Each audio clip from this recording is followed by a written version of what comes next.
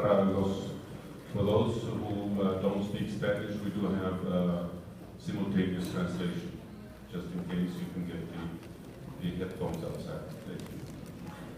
Thank you, Thank you very much, Robert. First of all, I would like to thank the organizers for inviting me, Dr. Cialela, Dr. Evelina Alberto, and all the other members of the organizing committee for inviting me in this wonderful country and to attend this very interesting congress. So I apologize because I have another presentation on phototherapy for vitiligo in the second part of the session. So I'm sorry if some slides are, you will see 2 times the same slides. If someone doesn't come and does not attend this first part or the second part, I thought I had to show the slides, but I'll be quite rapid in going through the slides to avoid repetitions. First of all, let me introduce just a word on the history of phototherapy for psoriasis. You have, in the beginning of the years 30, 40, we had the mercury arc lamps, UVB, UVA, UVC without selective spectrum, and these lamps used to burn the skin and were very, very difficult to use. Then the main progress in phototherapy for psoriasis was the introduction of PUVA therapy in 1976, and PUVA therapy has been one of the mainstays of phototherapy for psoriasis, UVA plus SORA. Now we're going to detail in PUVA therapy. Then broadband UVB has been used before beginning of the 80s, and then what is now the gold standard is narrowband UVB TL1 in the late 80s, and it's the gold standard widely used now for phototherapy of psoriasis. And at last, the targeted phototherapy. In my phototherapy unit, we have wide experience with targeted phototherapy, excimer lasers and excimer lamp. I show you the difference. And then you can have also other non-laser targeted phototherapies. So just a few words on PUVA. PUVA refers to the combined use of photoactive solar lens and UVA, as you all know. The most widely used form of PUVA is oral PUVA, oral methoxsalen, and then subsequent exposure to UVA. And the commonest disease treated with PUVA is psoriasis vulgaris, and it is effective in 90% of the patients. And despite discussions on whether PUVA should be abandoned or not in some places, in some centers, I think that PUVA is still a very valuable and very useful tool in selected cases of psoriasis.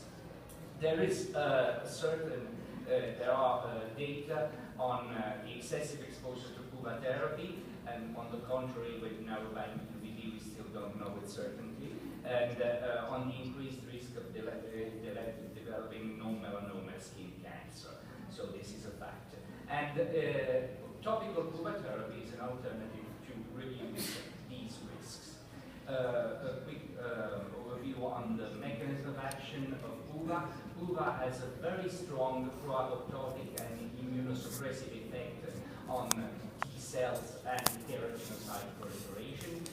This is one of the main mechanisms in common also with narrowband UVB, induction of apoptosis of these cells, and this reduces the inflammatory and the hyperproliferative changes in treated skin. The protocols for PUVA, we can have PUVA based on the determination of NPV. This is rather complicated and time-consuming, but it's done in many centers. We do it sometimes. Otherwise, we have a skin type-based regimen. I show you a table with fixed increased doses and fixed starting doses and fixed increased doses based on skin type. We use in our unit in our country mostly 8 MOP. 5 MOP has been used. It causes less nausea, and it may limit this inconvenience to patients treated with PUVA. TNP has also been used, but now it has been abandoned, also due to liver toxicity. So the main things that we have to remember in performing PUVA PUVA is the risk of erythema from being too aggressive, but there are also the risk of developing too much pigmentation, photoadaptation of the skin from being too conservative.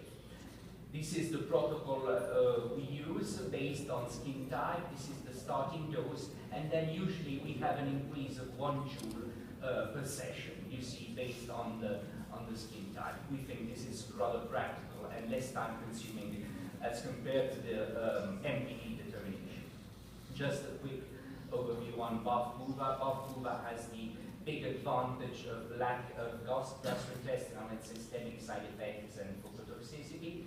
And of course, the main disadvantage of BAF-PUVA is that it's it takes a lot of time. It takes you need personnel, dedicated personnel like nurses, etc., and patient inconvenience and higher running costs. That's the reason for which we don't use actually BAF-PUVA. What are the indications of PUVA therapy in psoriasis? It works very well in psoriasis vulgaris, affecting 45 to 50% of the body surface, resistant plaque psoriasis, infiltrated plaque psoriasis, and soaked PUVA works very well in palmoplantar psoriasis.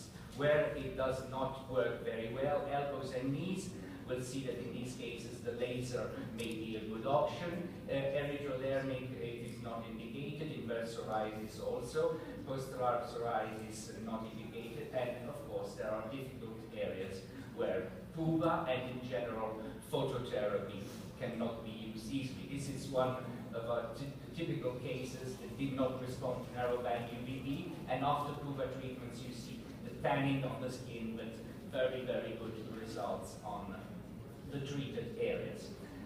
What about the risk? The risk in the case of PUVA, the carcinogenic risk, is well demonstrated by many publications. It is the risk of developing non-melanoma skin cancer if the patient is exposed to a large number of PUVA sessions. These are the recommendations of the British Photodermatology Group. Not more than 150, maximum 200 treatments in all the lifespan, and less than 1,000 joules per centimeter. This is not valid in the case of illnesses like cutaneous lymphoma, where you can even go over the 2,000 joules in selected cases, and less than 30 treatments per year. Of course, when possible, the best thing is to use to prefer broadband UVB, prefer narrowband UVB, of course, and this causes obviously decline in the use of PUVA. Also, the biologic agents may reduce the use of PUVA, even if the cost of PUVA is much lower. PUVA monitoring, when you perform PUVA, you have to be careful about skin cancer screening, eye examination, history, liver enzymes, and of course ongoing monitoring is necessary with regular skin examination, looking at moles at possible skin tumors development, etc. And in patients who are non-compliant with eye protection, yearly eye examination. So, take-home message regarding PUVA: only use PUVA, systemic PUVA, when the patient does not respond to other treatments. Carefully monitor treatments and cumulative dose, and be sure to apply all the appropriate preventive measures. So let's move to the gold standard. Narrowband UVB now is the gold standard for phototherapy in psoriasis. Of course, you all know that the spectrum of narrowband UVB is narrower than broadband UVB and has partly eliminated the more epithemogenic wavelengths. We have many different devices that we can use: feet, the hands, cubicles, and cabins, and ramps. Here you see the spectrum of narrowband and the spectrum of the conventional broadband UVB TL12 that is larger, that now has been nearly abandoned. The mechanism of action of narrowband UVB is similar to PUVA. It's based mostly on the induction of T cell and keratinocyte apoptosis. this influences antigen presentation, migration of Langerhans cells, and has important immunomodulatory effects in the skin. The protocol. This is the protocol we use that is based on a fixed starting dose according to the different skin types, but nevertheless you can determine the MED and start either with 70% MED or 50% MED if you want to use slightly more tolerable regimen. But we prefer, in normal cases, the fixed starting regimen. So this is the increase for every session, 10% for skin type 2, for 10-20% skin type 3, etc. When we have a super erythemogenic regimen, we stick to the 10-20% increase at each session. Otherwise, if we want a more aggressive regimen and skin types tolerated, we use the erythemogenic regimen with 40% increase. 3 times a week irradiation on non-consecutive days. We hold the dose constant with minimal erythema occurs on healthy skin, no increase in this case. In case of symptomatic erythema, we have stop the treatment for 1 or 2 sessions until the skin has healed and the erythema has disappeared. Blanching with narrowband UVB can be obtained in 2–2.5 months usually. It is very important to not underdose because, as you can see in this graph, you should keep a super erythemogenic threshold, but if you go too low, you can induce photoadaptation, pigmentation, and increase of thickening of the stratum corneum, and so the skin does not, the disease does not respond correctly to narrowband UVB. Which types of psoriasis can be successfully treated with narrowband UVB? It's rather similar to BUVA. You see psoriasis vulgaris extended to more than 20% of body surface. Guttate psoriasis, plaque psoriasis, if they're infiltrated, BUVA is better, as I told you before. Elbows and knees, we prefer the laser-targeted phototherapy because they are very resistant areas. Erythrodermic folds and pustular psoriasis, it doesn't work very well. What about comparison between BUVA and narrowband UVB? There have been many publications that have clearly demonstrated that BUVA is superior to narrowband UVB, and especially in infiltrated plaque psoriasis. So when you have difficult psoriasis not responding to narrowband UVB, you may use BUVA, keeping in mind the long-term side effects. What about the side effects of narrowband UVB? Short-term, erythema, pruritus, dryness of the skin, and long-term, photoaging and skin cancer.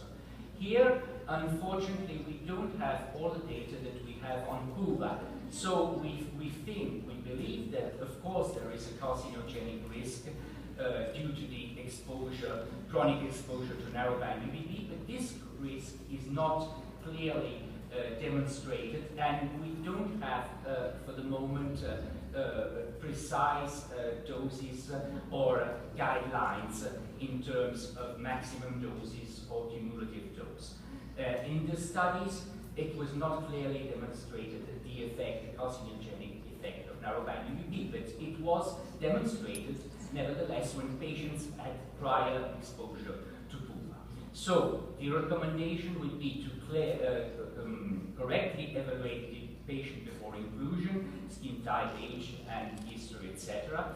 Ability to stand in light cabinet, and of course, history of previous phototherapy or chemotherapy exposure to BUVA is very important for limiting the long-term carcinogenic side effects. Prevention of the complications, avoid sunburn, use eye protection, register correctly cumulative dose with a badge or a special device where you can have, now we have these electronic cards where you can register all the sessions. This is very useful, and be aware, of course, of photosensitizing medications. The contraindications for PUVA and narrowband. You see the absolute gene defects lupus for PUVA pregnancy or lactation, and